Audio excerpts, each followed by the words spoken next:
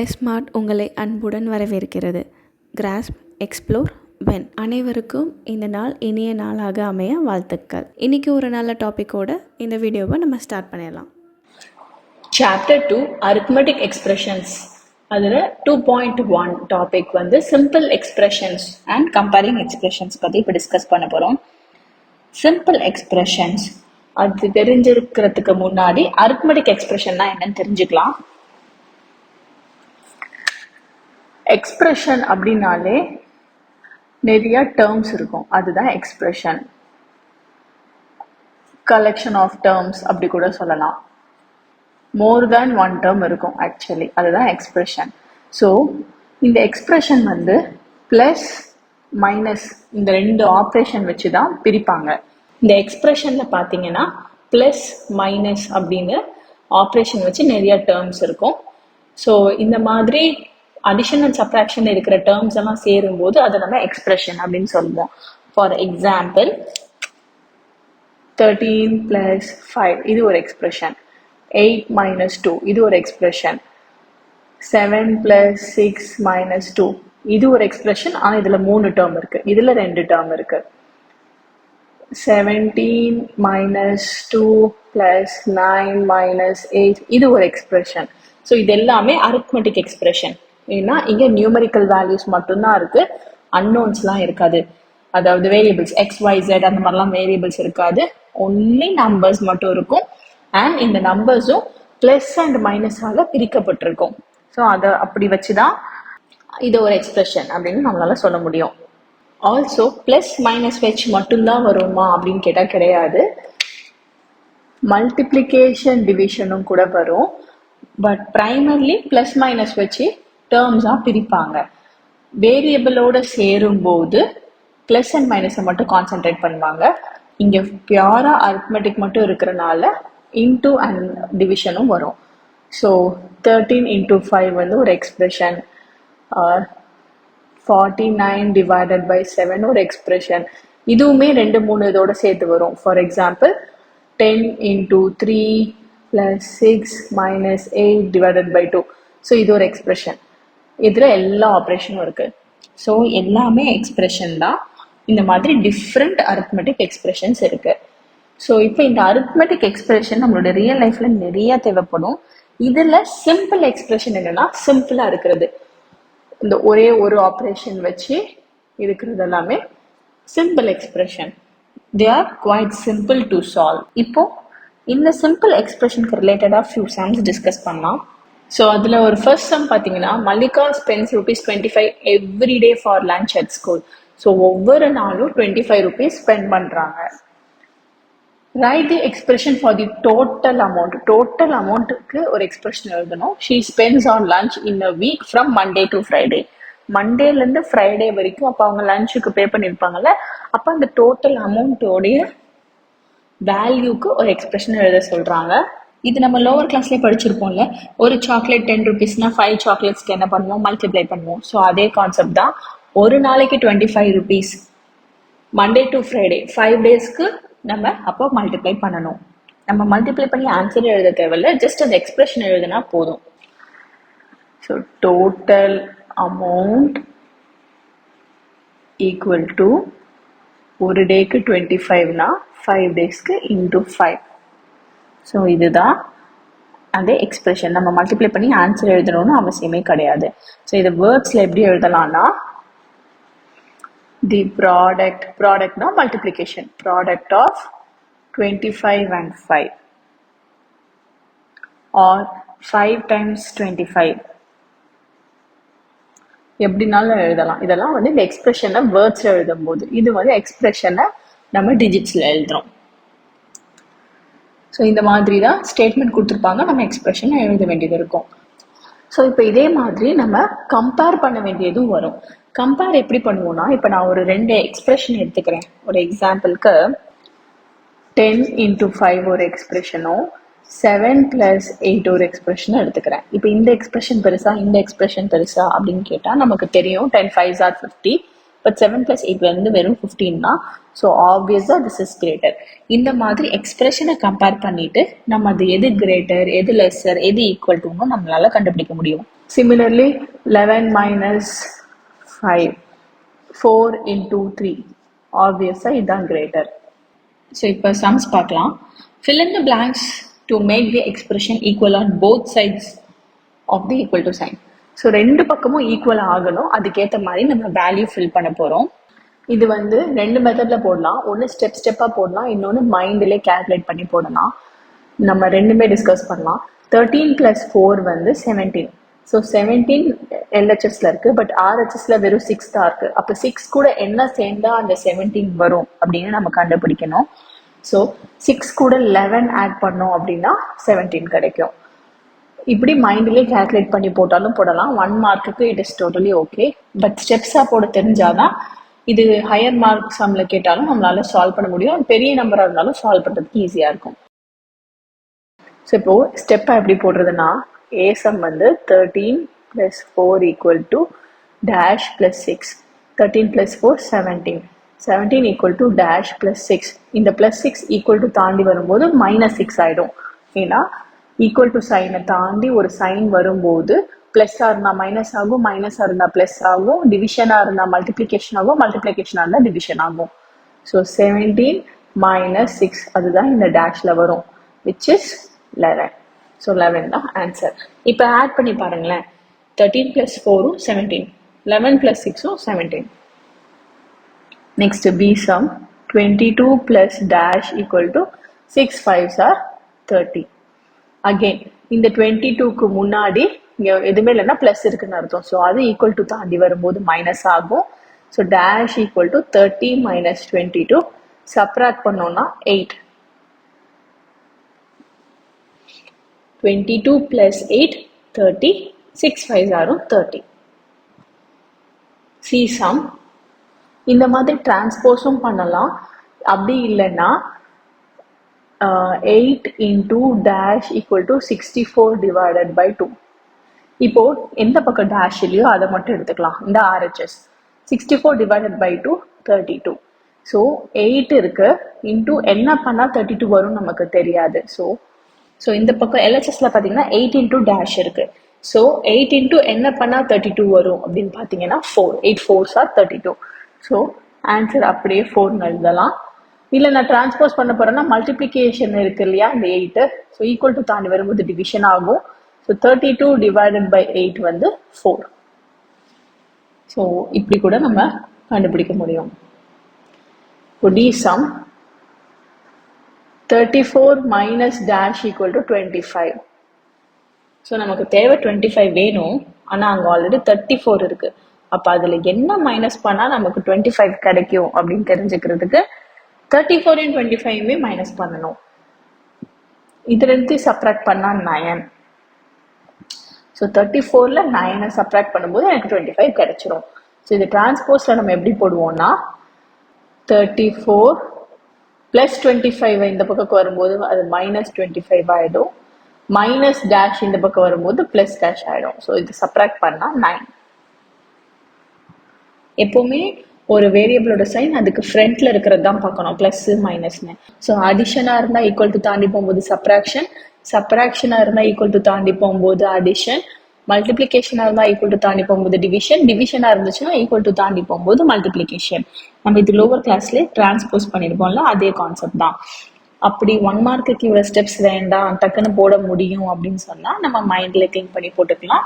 R ஒரு logical closure வச்சு போட்டுக்கலாம்.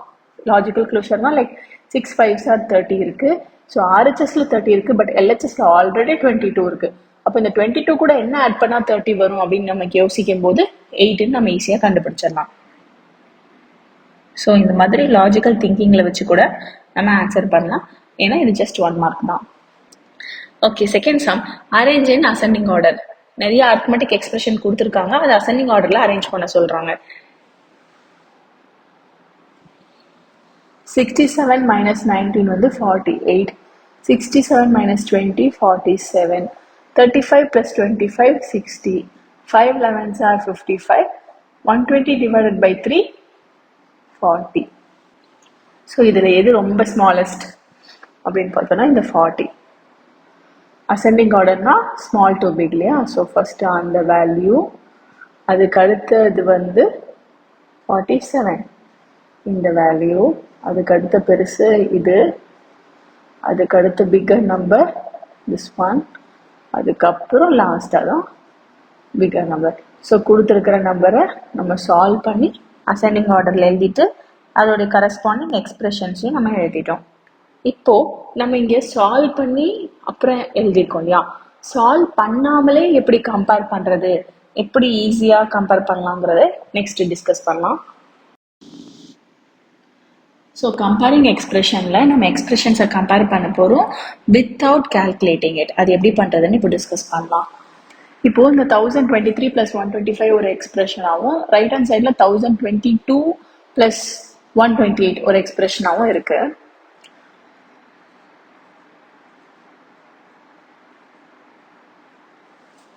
ஸோ 1023 + 125, இந்த சைடு 1022 + 128. இப்போ இதை நான் சாக்லேட்டோட ரிலேட் பண்ணிக்க போகிறேன். இப்போ இது வந்து பர்சன் ஏ, பர்சன் பி. இப்போ ஏங்கிற பர்சனுக்கு 1023 சாக்லேட்ஸும் அப்புறமா ஒரு 125 சாக்லேட்டும் இருக்குது. ஆனால் நான் இதை எப்படி பிரிக்க போகிறேன்னா, இந்த ரெண்டு வேலையிலையும் எது ரொம்ப கம்மியோ அதுதான் என் பேஸாக வச்சுக்க போகிறேன். ஸோ 1022, ஸோ இவங்ககிட்டயும் 1022, இவங்ககிட்டயும் 1022. ஆனால் இவங்ககிட்ட 1023 இருக்குல்ல, அப்போ அந்த ஒரு சாக்லேட்டை நான் தனியாக இங்கே போட்டுக்கிறேன். 125 சாக்லேட்ஸ் இருக்குது அடிஷ்னலாக. இவங்ககிட்ட 128 இருக்குது. நான் ஆனால் 125 போட்டுட்டு அப்போ அடிஷ்னலாக 126, 127, 128. ஸோ இப்போ இது பார்க்கும்போதே தெரியுது இவங்ககிட்ட 2 சாக்லேட் எக்ஸ்ட்ரா இருக்குது. So this is greater. ஆனால் இதோடைய வேல்யூ எனக்கு தெரியாது, நான் கேல்குலேட்டே பண்ணலை, அடிஷனே பண்ணலை. ஸோ பண்ணாமலே நம்மளால கம்பேர் பண்ண முடியும். அதுக்கு நம்ம என்ன பண்ணுறோம், இவங்ககிட்ட இப்போ ரெண்டு குரூப் ஆஃப் சாக்லேட்ஸ் இருக்குன்னா அதை நம்ம பிரித்து எழுத போகிறோம். அதர் பர்சன் கிட்ட இருக்கிற சாக்லேட்டோட வேல்யூட மேட்ச் பண்ணுற மாதிரி. இங்கே 1023 இருக்குது, 1022 இருக்குது. ஸோ 1022 வச்சுக்க போகிறேன். அந்த மிச்சம் இருக்கிற ஒரு சாக்லேட்டையும் இவங்க கிட்ட தான் இருக்க போகுது, அது சேஞ்ச் கிடையாது. அவங்க கிட்ட இருக்கிற 1022 சாக்லேட். அப்புறம் திருப்பி இவங்ககிட்ட ஆட் ஆன 125 சாக்லேட்ஸ் இருக்குது. இவங்க கிட்ட 128 இருக்குது. பட் நான் இதை மேட்ச் பண்ணுறதுக்காக 125 போட்டுட்டு மிச்சம் 3 சாக்லேட்டை தனியாக எழுதிக்க போகிறேன். ஸோ இதை வச்சு ஈஸியாக கம்பேர் பண்ணலாம். இப்போ இதே மாதிரி நெக்ஸ்ட் சம்லையும் 113 - 25, 112 - 24 இருக்குது. ஸோ இதையும் எப்படி பார்க்க போகிறோம்னா இதே மாதிரி. இப்போ சிங்கிற பர்சன் கிட்ட, டிங்கிற பர்சன் கிட்ட 113, 112. ஸோ 112 தான் கம்மி இல்லையா, நான் அதையே வச்சுக்க போகிறேன். இப்போ அது எக்ஸ்ட்ராவாக இருக்க போதில்லை அந்த ஒரு சாக்லேட், அதை நான் நோட் பண்ணிக்கிறேன். -25. இப்போ இதில் 25 சாக்லேட்ஸை நான் ரிமூவ் பண்ணணும். அண்ட் இங்கே 112ல் 24 ரிமூவ் பண்ணணும்.